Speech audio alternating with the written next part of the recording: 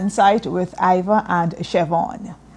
Hi, Ivo. How are you? I am good. It has been a while. Yes, it has. We're back. And we're back at a very important time, Yes. and that is for International Women's Month, and then we have International Women's Day coming up. Right. And so what we'll be doing is focusing on women, especially women in Guyana and women in business. I believe this is such an opportune time given the fact that you were nominated as one of the Women and Girls poster girl for the GWAS, which is the Guyana Women and Girls Summit. So tell me how you feel about that. I was, when I got the nomination, I was shocked, and I'm like, somebody noticed the work I've been doing. But I was pleased. I was honored that someone recognized what I've been doing and thought it best to nominate me. So I'm happy that I was nominated. I'm super proud of you because a lot of times women are not recognized for what they're doing, and as we evolve, and that we move significantly from where we were being women just thinking about women in the home, enslaved women, to now women who are resilient, who are empowered, who are actually empowering other women. That is so true. That is true. And you're right. Many times women are not recognized for the work that they do, but women have been over the years been doing great work, and they continue to do great work. And it is one of the reasons that for Business Inspire, I continue to seek out women who have started or women who are involved in small businesses, because most times they can't afford to pay someone to do an ad or something, but they're making good products and they're offering excellent service. So why not show what they're doing to the world? Excellent.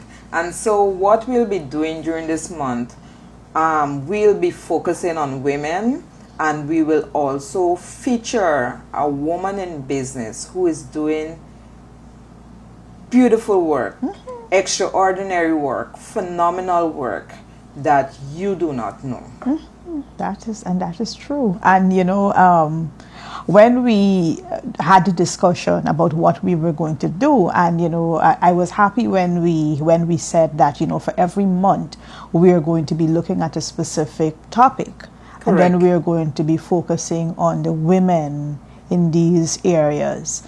For International Women's Month, we decided that we were going to look at women in energy, Correct. Women who are in STEM, women who are in construction, because many times they just get up and go to work. Correct.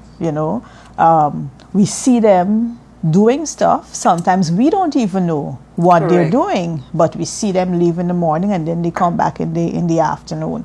But then when you would have identified that this person is an engineer, she owns a construction company, I'm like, yeah, but I've been seeing her around. I just thought that Correct. she is working in energy, but Right. then she owns a construction company. Correct. And there are a lot of women out there who are doing, contributing significantly to national development. Yeah. They're contributing to their communities.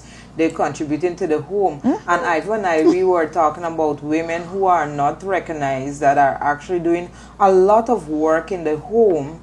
But because you're working at home, or you are seen as a housekeeper, you are not recognized for what you're doing. But it takes a lot of Exactly. energy and resources and navigating to get things done in the home. And so we will be featuring a woman who is doing all of that at home to ensure that her family not only strive but excel in the national environment. Now, Siobhan is the person who introduced me to this person. Now, I know one of her children. And the thing about it is that he never stops talking about the contribution his parents made to him. And he also is very intentional when he speaks about his mother. Yes. So, many times these women, as young women, they had dreams. Yes. They didn't have dreams of just, raising children. They had dreams of having particular careers. But because of the circumstances, they could not, it did not happen. But then they're now making it happen through their children. Their children Right. are well educated. They have their excellent careers and so on. And they are ensuring that their mother has, the best of everything. Excellent. So we'll take a break and then we'll be right back. Yep.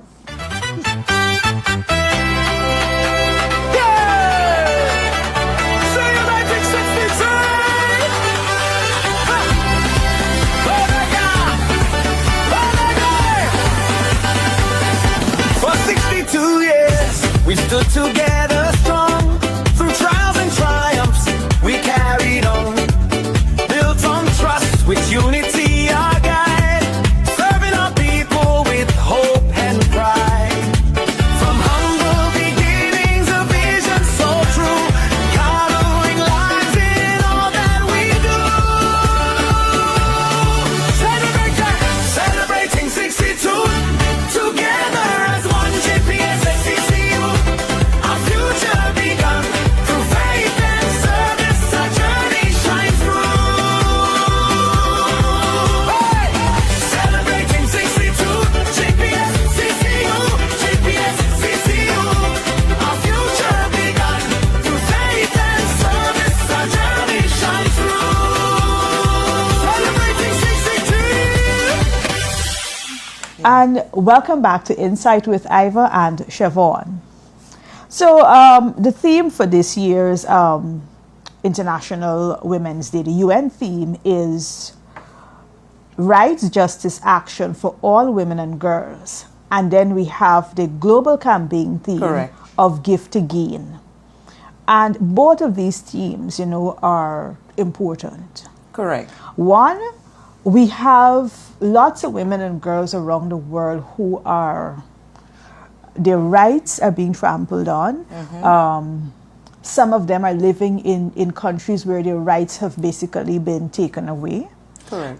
We have those who are abused and they're not getting justice. Sometimes it's not a case that they're not living in countries where the laws aren't there for them to get justice, but it is just the society Correct. that depending on the level of corruption and so on in society, they can't seem to get justice for the wrongs that have been meted out to them. And then we have the action, where if nothing is done, Correct. these women are just, left to suffer in silence. And in some instances, we're seeing young girls in particular acting out. And we're seeing people label them as, being bad. It's not that they're bad. It is just that their rights have not been respected. It is just that the abuse that they have suffered have not been dealt with. Correct. So they are basically just acting out based on what has happened to them. So sometimes I think that, and we see it right here in Guyana, where when things happen to especially children, we hear, women talk about them in some horrible way, not understanding what they have gone through.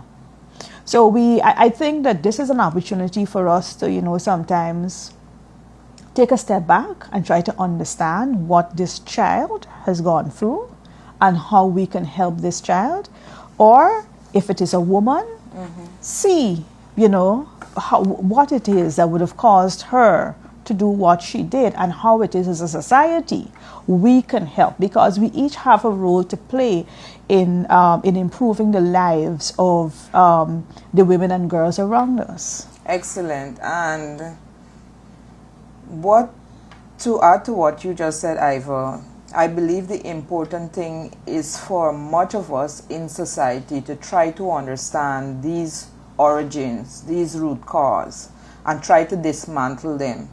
Whether it's from the legal standpoint, the social standpoint, or even the structural barriers, that we need to dismantle these things, because if we don't understand, like, we are quick to judge, we are quick to criticize, we are quick to respond in a negative way, not necessarily a positive way.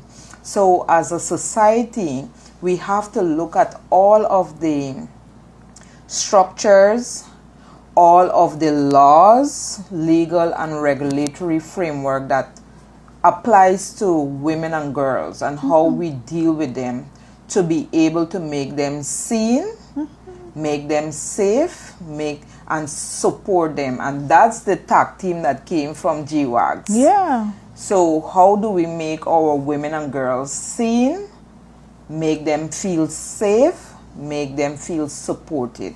And you're doing significant work in terms of supporting these women and girls, because I know that you highlight, you inform, you educate.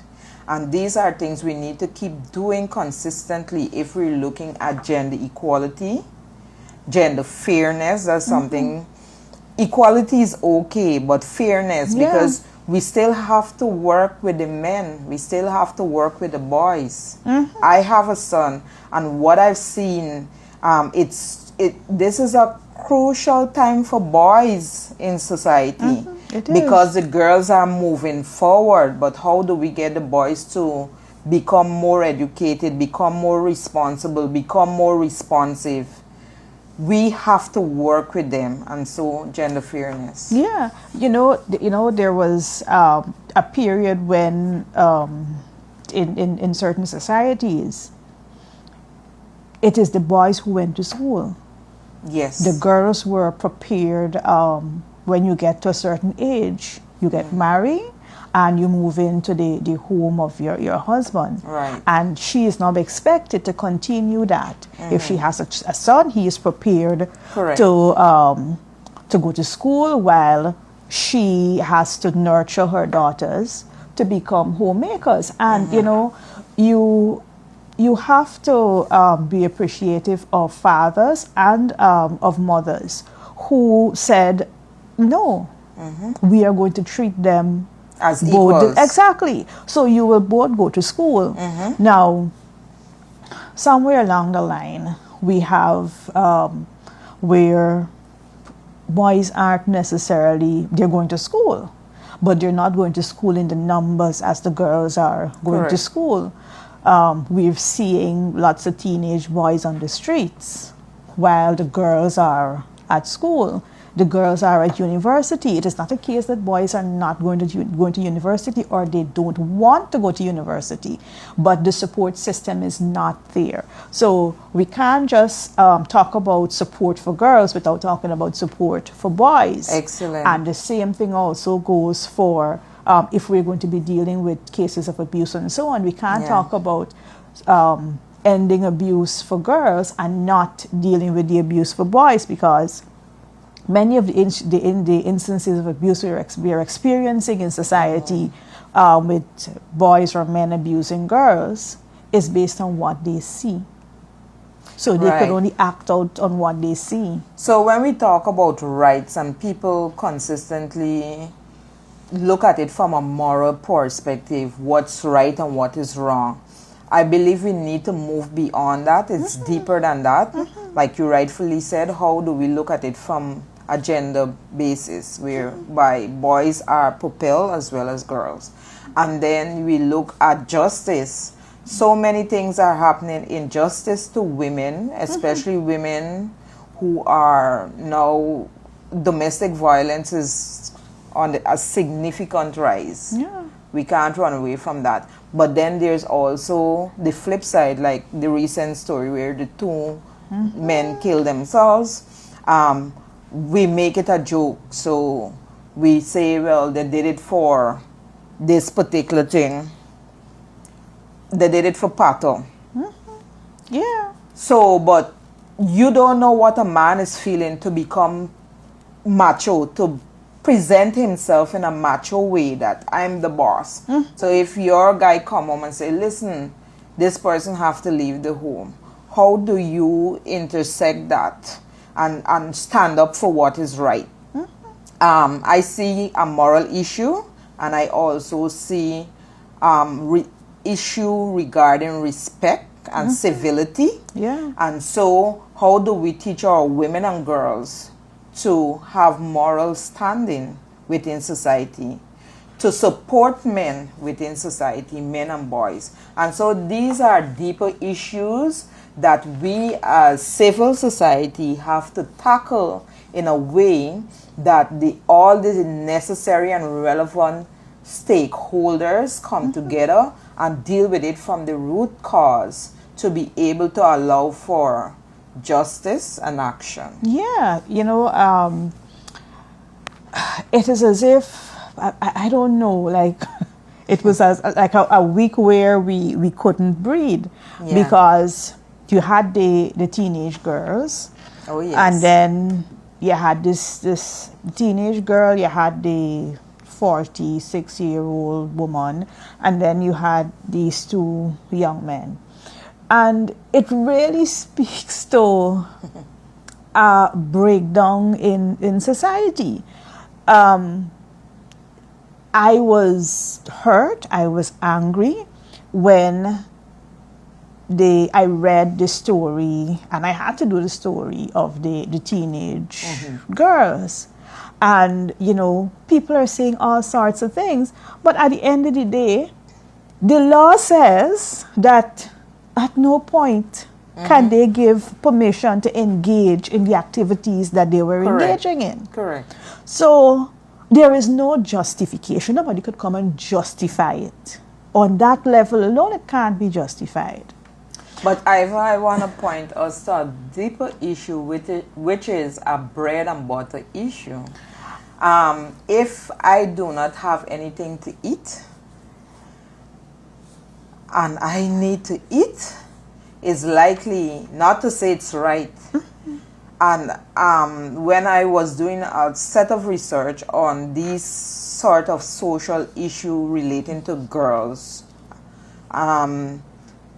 pointing back to one that happened where the girl who killed herself jumping through the right? Sometimes when women and girls feel boxed in, the issue of moral and what is right and what is wrong is thrown through the window. How do we protect them? And like you rightfully said, they cannot give consent, so we know that's illegal.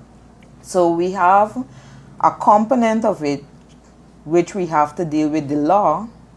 We have the social component, and then we have the moral component. How do we as a society, if not totally rid society of these ills, eliminate it? I think one, it has to be, we have to start on education. I understand what you're saying. We have to be able to give people the necessary information. I know that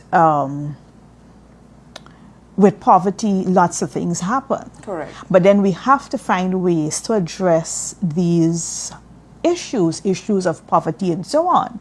Because once there are these sorts of issues, then we are going to be having other sorts of issues, which would now grow into what we have seen in the last week. Correct. It means that all our systems need to work. Correct. And there we speak right away on the theme of action. Yeah. So we spoke about the rights, and now we're speaking about action. And action starts with the home, the family, community, and then we have in the community we'll have schools and all these different organizations, and then nationally. Exactly. So it's a comprehensive approach towards helping, and I would say more giving necessary resources, because the education is one component which is very good, public education, public awareness, but people need resources. Yeah. And this is something that I've been seeing people saying a lot. when I was little, these things never used to happen. That is a lie. Yeah, it used These to happen, but things it were wasn't happening. publicized. Exactly. The thing about it, I know my boss would normally say, the only thing that has changed is technology. And we now have, when you are, the whispering that these things happening, somebody could just jump on social media and say, well, this is it, and then they come with the evidence. So the thing about it is that, yes, we are in this age when it is now, it seems to be more prevalent. Correct. But what do we now do to actually fix the situation? Right? So we, as a society, we have to do better by Correct. our young people. The global theme of give to gain. Yes. And this basically is us investing in women. Correct. And that is something that we, as a society, we have to keep doing. And I totally love that, because I believe in the gift of giving. Giving, you don't have to give on a large scale. Some people got millions to give, but some people got love to give. Exactly. Some people got time to give. Some people got presence to give, because it's important for you to be present in that present time. So we're here. I'm feeling very present, and I know I was feeling present, even though we weren't here for a while. And we know that this information will impact you. And I like what you said, because the psychiatrist that was with us, Ms. Vera, Yes. she has said, you must be where your feet are. Yes. So sometimes we are Here, but We're not, not here. here. And then people pick up on it. It's like, what he or she's thinking, we're disconnected, but we are in sync. We're here, we're present. And so the gift of giving, investing in women in a real way. So there are many things, like we will dissect the budget sometime later down in the program. Not today, but in a future program. But how the budget, 2026 budget, will impact our women in business, women, the general public. Exactly. So what is it giving? We will, as we're doing right now in this month, looking at women globally, women international, taking into focus International Women's Day, and you know what it means to women, not only in Guyana but for the field. And these are things. So the gift of giving and how we invest in women is a real thing. Yeah, and I hope that, as Chevron would have said, you don't need to have something physical to give someone. There are people who just want somebody to tell them good morning, which means that, well, somebody would have seen me. Correct. Because there are people who are walking around, given all their troubles, they feel invisible. They feel like they can't connect to anybody. That's so profound, feeling invisible. And I feel that is why some people, because now we have social media, a lot of people crying out for help on social media. And sometimes it's because people who are in their environs, they're not making them feel seen. Yeah, that is so true. And many times, I don't know if it is deliberate. Yeah. Or sometimes people they don't recognize that they're doing it. Some personalities are dominant. It could be both, because sometimes people try to diminish what you're doing so that they could feel good about themselves, or they don't want to make you feel valued, so they try to diminish. And I love a thing my pastor would usually say to each of us in conversation: you are valued. Yeah. You are valuable. Bishop Messiah, you are valuable. Because some people kind of do it depending on the environment and where they're at. They do it too, especially women. Women does it to other women, but that's okay. If you don't have a strong sense of pride and who you are, you would feel diminished. But if you are somebody who has a very high self-esteem, it would not bother you. But because of what women and girls are going through in our society, we have to try a little bit more. And I should say try a lot more to make them feel valued, make them feel seen, safe, and supported. Yeah, nothing wrong with seeing somebody and asking them, How are you? How are you? How you was know, the day?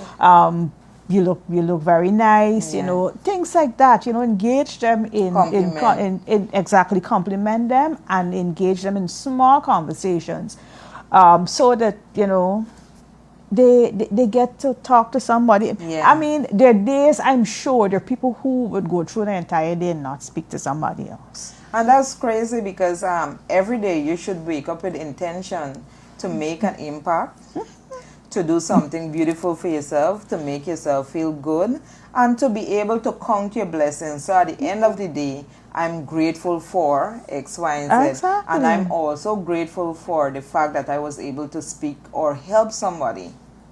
That is so So true. in every day, you should be able to help somebody, whether it's a small way or a large way or whatever, because the impact will be determined by the person who receive it. And don't go helping people thinking that they're supposed to help you back. Oh, yes. Don't do that. Because you will be a miserable person.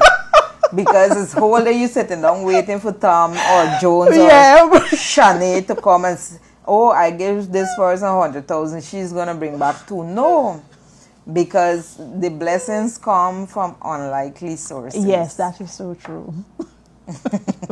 So we're going to go on another break, and when we return, we're going to continue this discussion.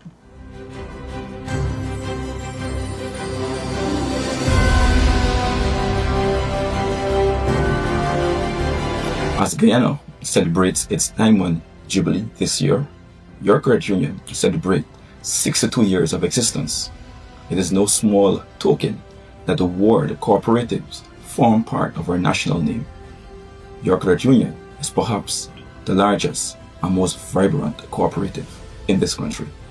There is much for us to celebrate and to be proud of as a country, as a people, as a credit union.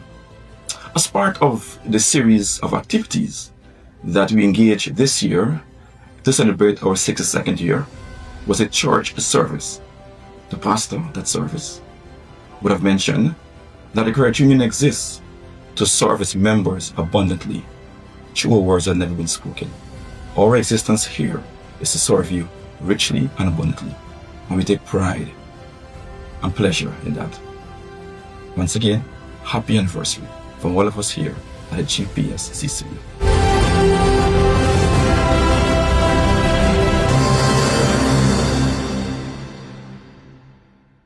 Okay, welcome back. So what we're going to look at during this segment is women. So we're looking at women and how access to finance is crucial. And it's pivotal to scaling a business and moving it from one level to the next. And I know, Siobhan, that this is a major topic because, Yes. and it is a topic that is anywhere you go. International consultants who come to Guyana and so on, and you ask them, what is one of the major challenge that women will have, and finance is usually one. So women, we know in Guyana, have excellent businesses, but sometimes we're afraid of the financial risk. Correct. So how do we identify, or what do we have to do to actually prepare ourselves? Because if you're going to go to the bank, you have to prepare yourself. Excellent. Because yes, you may have a good idea, but when you put it on paper, it may not look so good, and which will result in you not getting the financial support. So it now means that we will have to find someone who can help us, and that not only means finding somebody who could do the financials for us, but it also means investing in ourselves. Correct. Because at some point in time, you will have to sit and do this work for yourself, because you can't afford to pay an accountant all the Correct. time. So you have to be able to take up the responsibility to do it on your own. So we have to start one by preparing ourselves if this is the direction that we Right. we want to go in, and irrespective of what the business might be. You may not want to go to a bank. You may have family who might be willing to lend you the money, but then they never said Equity. give. So some people, just to piggyback on what you just said, some people when they start a business, they might start with self-financing, but then like you rightfully said, they may have a family member who may want to loan them money, so they still have to pay that back, or they may have somebody who may say, equity, I'm going to put so much in for so much out. Yeah. And so the idea is, like Ivor said, to be very prepared. So in order for you to be prepared, you have to document, because recently the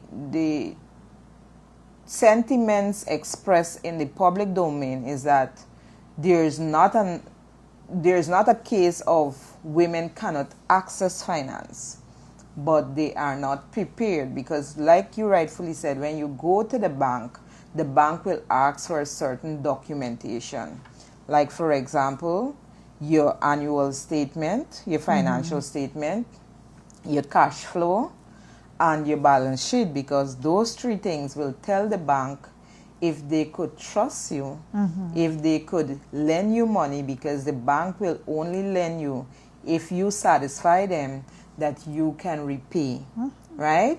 So ideally, small businesses, like we all know, they would, whatever profit they make, they will be spending on the home Yeah. and spending in the business, and not accounting for the dollar to cents. And so you need to start separating the two, and which most people tell you when you start a business you have to pay yourself, but they don't know the struggles. Yeah. Because I know having to pay yourself, if you're not even making a profit, how can you pay yourself? So it's a lot of logistical things that people do not really.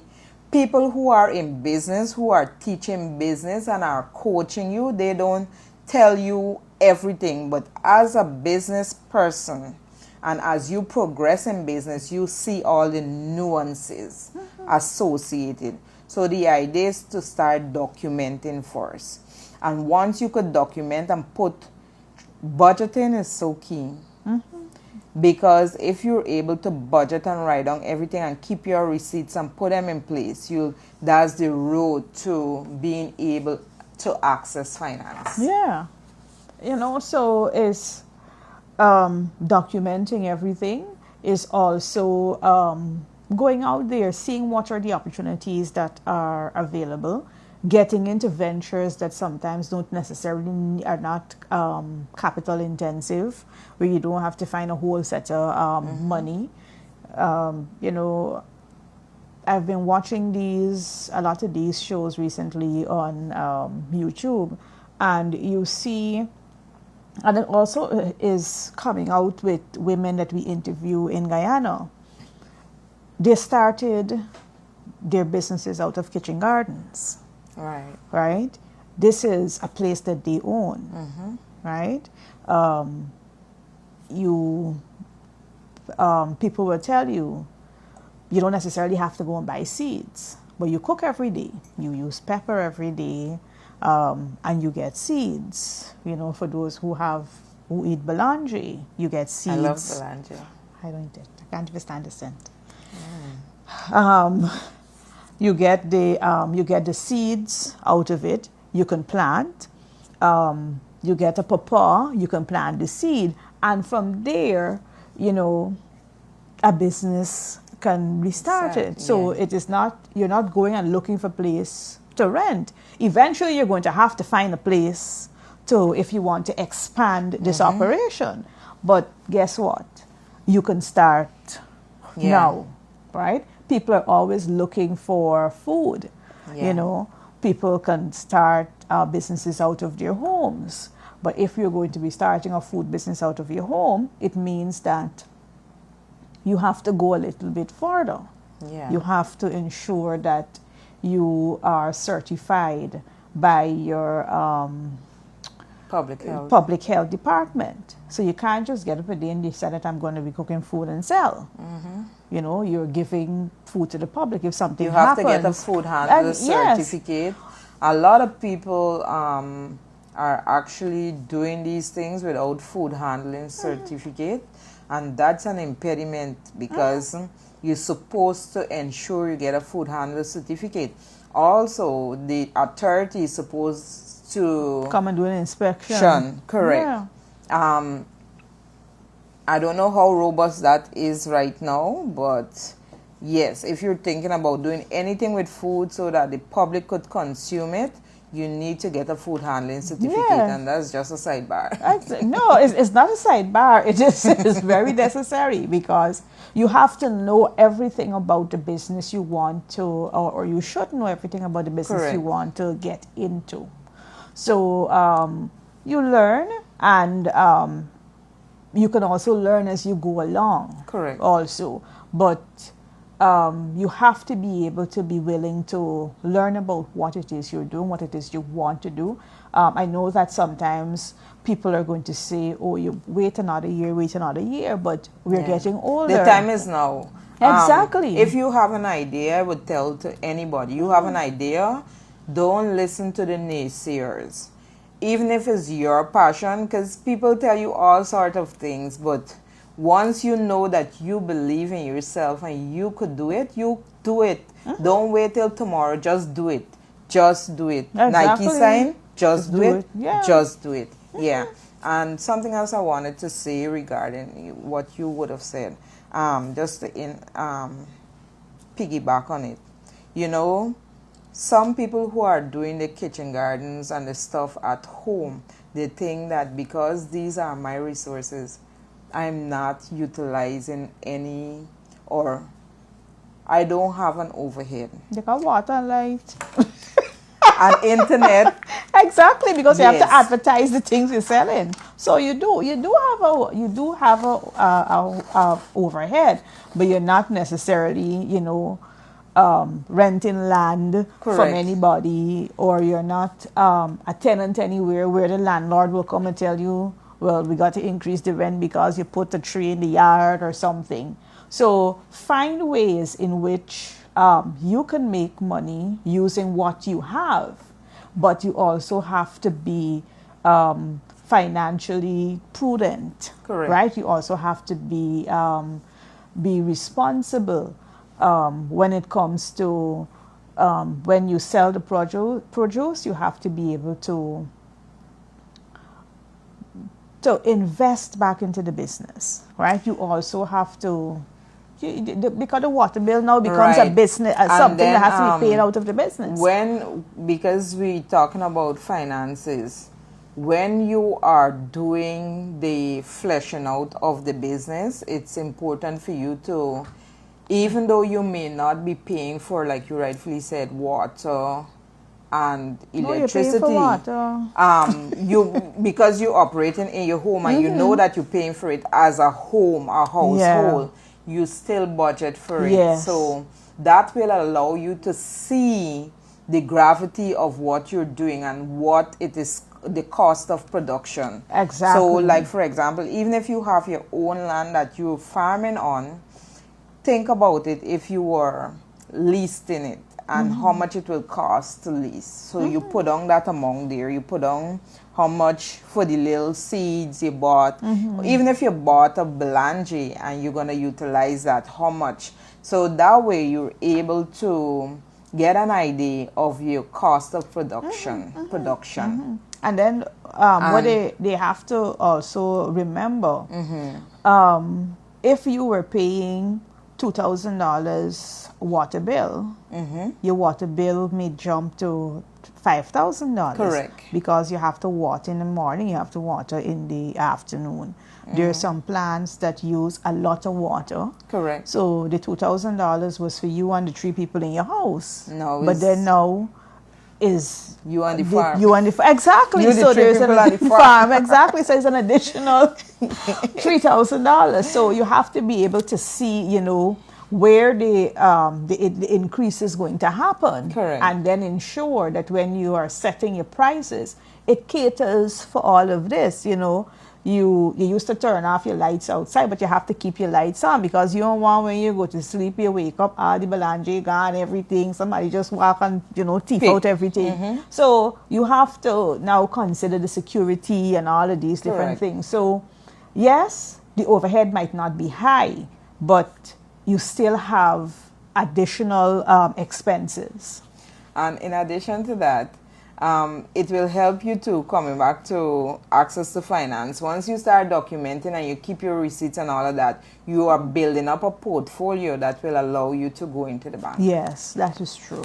That is so true. And you know, lots of persons, you know, big people like to say they ain't want computer, they ain't like this, they ain't like that. But listen, it is going to be helpful, because, you know, it other than that, you would have had to sit down, find somebody to help, you know, sort out these things.